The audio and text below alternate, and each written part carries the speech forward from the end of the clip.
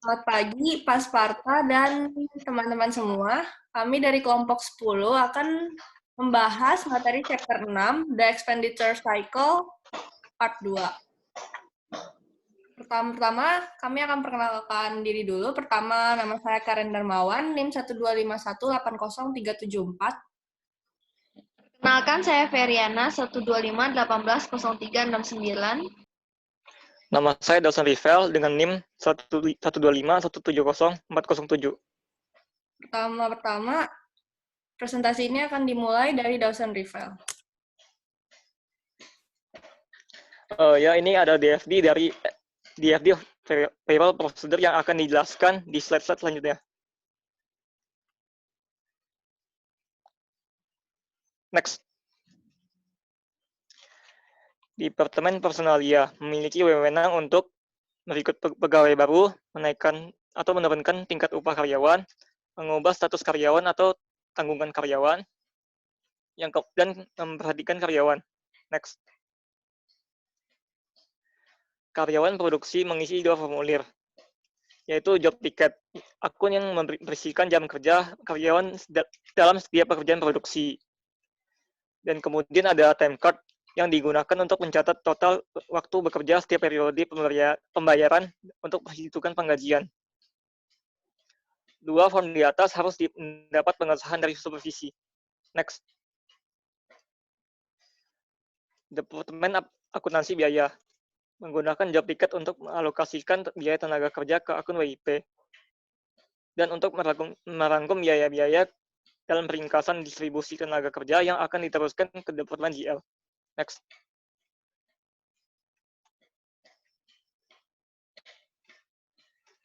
Departemen Penggajian menerima action form dan time card dan menggunakannya untuk menyiapkan daftar penggajian, menginput informasi ke dalam catatan gaji karyawan, menyiapkan pembayaran gaji, dan mengirimkan cek untuk dicairkan serta salinan dari daftar gaji ke piutang gaji. Next.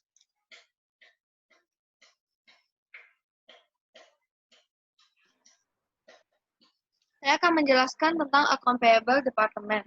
Nah, Account Payable Department itu menyiapkan cash disbursement voucher untuk jumlah total gaji, mengirimkan salinan ke cash disbursement dan General Ledger Department.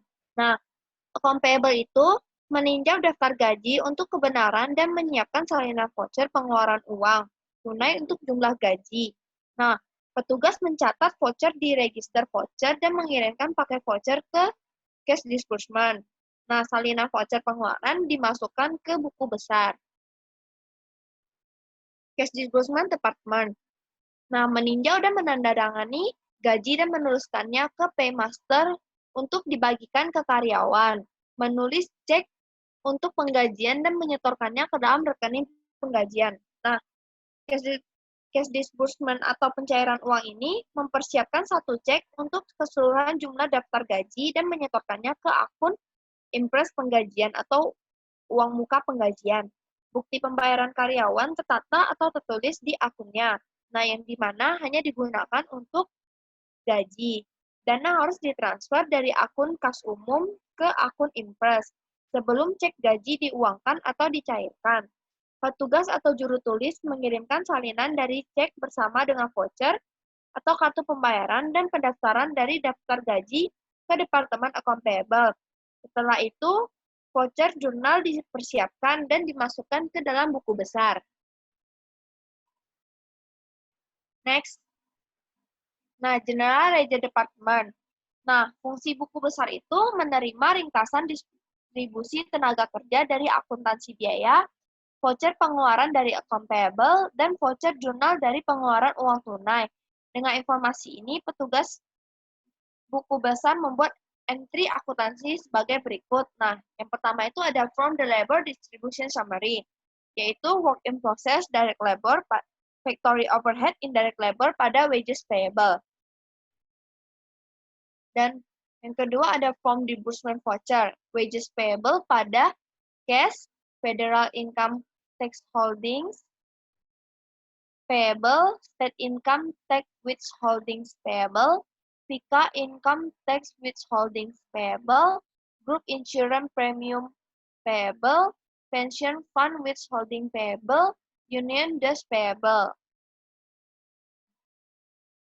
Next. Kemudian ada General Ledger Department, membuat entry jurnal untuk mentransfer uang tunai dari rekening bank operasi ke rekening pembayaran gaji. Cash payroll impress account pada cash operating account. Next. Yang kemudian saya akan menjelaskan tentang manual payroll system. Nah, yang pertama itu otoritas penggajian dan jam kerja masuk ke departemen penggajian dari dua sumber berbeda, yaitu personal dan produksi. Nah, yang kedua, departemen penggajian merekonsiliasi informasi ini, menghitung penggajian dan mendistribusikan gaji kepada karyawan.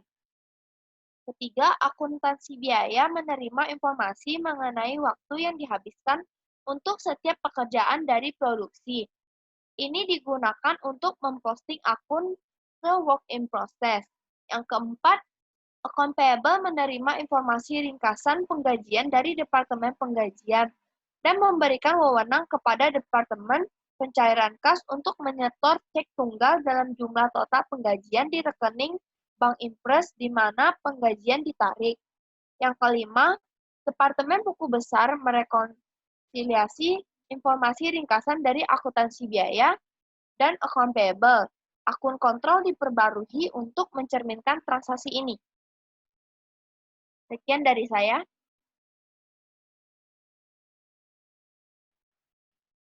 Oke, sekarang saya, Karen Darmawan, akan menjelaskan mengenai payroll control. Pertama itu ada transaction authorization. Ini tuh menggunakan formulir tindakan personil. Formulir tindakan personil itu digunakan untuk membantu mencegah karyawan yang sebenarnya udah diberhentiin itu menerima cek lagi. Dan juga tingkat upah dari perubahan yang tidak pantas untuk karyawan saat ini. Jadi di perusahaan itu sering terjadi kecurangan penggajian dengan cara mungkin karyawannya itu menyerahkan kartu waktu untuk karyawan yang sebenarnya itu udah nggak bekerja lagi. Nah, makanya untuk mencegah hal ini, formulir tindakan personel membantu penggajian agar catatan karyawan tetap terkini. Dokumen ini menjelaskan penambahan, penghapusan, dan perubahan lain pada file karyawan dan bertindak sebagai kontrol otorisasi yang penting untuk memastikan bahwa hanya kartu dari karyawan saat ini dan yang valid aja yang bakal diproses. Selanjutnya,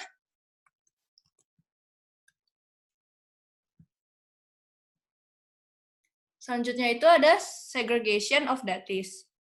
Dia itu adalah pemisahan tugas. Jadi di payroll ini tuh di penggajian ini ada tugas yang menghitung waktu dan juga ada personalia. Kedua tugas ini itu harus dipisahkan. Jadi karena di bagian personalia itu dia itu dia itu mempunyai informasi mengenai tingkat pembayaran untuk karyawan yang berwenang per jam. Jadi itu jika departemen produksi yang menghitung waktu ini mempunyai informasi ini, bisa aja dia itu mengajukan tingkat yang lebih tinggi dan melakukan penipuan. Selanjutnya ada supervision. Supervision ini diperlukan untuk memonitor karyawan untuk memastikan mereka tidak masuk untuk pekerja lain. Jadi terkadang di perusahaan itu ada karyawan yang masuk untuk menggantikan temannya mereka itu yang mungkin aja telat atau nggak masuk sama sekali. Nah, makanya supervision ini tuh digunakan itu dia itu melakukan pengawasan. Agar untuk mengawasi proses pencatatan waktu dan merekonsiliasi kartu waktu dengan kehadiran aktual. Jadi dia itu memastikan bahwa orang yang hadir itu benar-benar orang itu dan nggak digantikan. Selanjutnya ada counting record. Jadi di sini tuh ada dokumen-dokumen yang termasuk dalam jejak audit penggajian. Yang pertama itu ada time cards, ada job ticket, ada disbursement voucher, ada labor distribution summary, ada payroll register, subsidiary ledger accounts, dan general ledger accounts. Selanjutnya juga ada access control. Ini tuh digunakan untuk mencegah karyawan dari memiliki akses yang nggak pantas ke catatan akuntansi. Seperti time cards yang bisa diubah dan juga unsigned checks atau cek yang belum ditandatanganin. Jadi di sini tuh aset yang terkait dengan sistem penggajian itu ada tenaga kerja dan uang tunai. Kedua aset itu dapat disalahgunakan melalui akses yang nggak tepat ke catatan akuntansi. Jadi seorang karyawan yang kurang jujur dapat mengubah jam kerja pada kartu waktu, dengan demikian juga dia bisa menggelapkan uang tunai itu. Demikian juga kontrol atas akses ke semua jurnal, buku besar, dan dokumen sumber dalam sistem penggajian itu sangat penting, seperti halnya di semua sistem siklus pengeluaran. Selanjutnya ada independent verification. Ini itu adalah contoh kontrol verifikasi independen dalam sistem penggajian. Yang pertama ada verifikasi time cards. Jadi orang yang yang bertugas di sini tuh melakukan verifikasi keakuratannya sebelum melakukan penandatanganan. Jadi yang diverifikasi itu adalah kartu waktunya dia, itu udah benar belum. Sebelum dia setujuin itu semua. Selanjutnya ada distribusi gaji kepada karyawan yang berwenang. Ini tuh harus menggunakan perangkat bayaran yang independen dan terdistribusi membantu memverifikasi keberadaan karyawan. Karena seorang pengawas juga bisa aja menjadi bagian dari kecurangan dengan cara dia berpura-pura bagiin gaji ke karyawan. Padahal sebenarnya karyawan itu tuh udah nggak ada. Selanjutnya ada verifikasi keakuratan payroll register oleh Departemen Account Payable. Di sini Account Payable Department akan memverifikasi keakuratan daftar pembayaran sebelum membuat voucher pencairan dana. Selanjutnya ada General Ledger Department. General Ledger Department itu menyediakan verifikasi dari keseluruhan proses dengan merekonsiliasi ringkasan, distribusi tenaga kerja, dan voucher pembayaran gaji. Sekian presentasi dari kelompok 10. Terima kasih.